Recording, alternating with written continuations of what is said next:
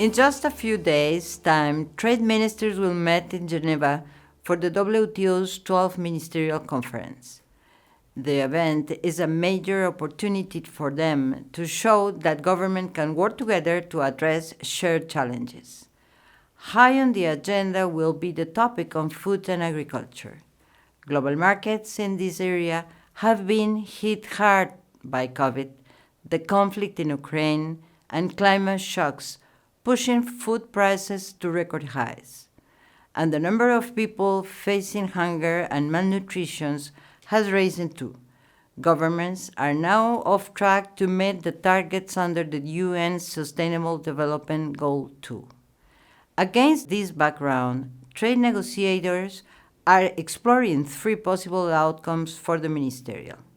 Firstly, a draft declaration on trade and food security. There's widespread support for a strong statement from WTO members on this topic, given the challenges we are facing today.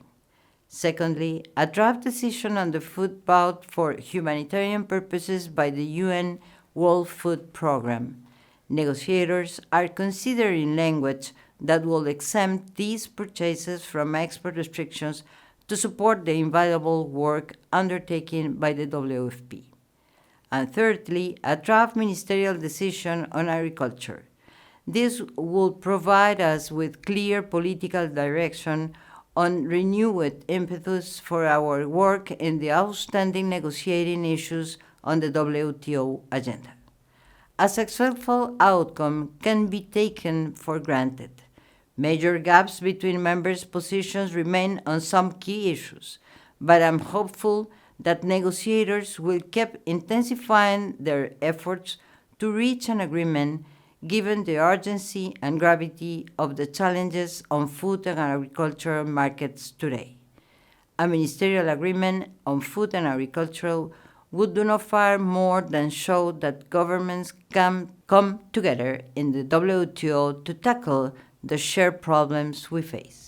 It will also help ensure that trade contributes to reducing hunger and poverty and to a fairer and more sustainable future for us all, no matter who we are or where we live in the world.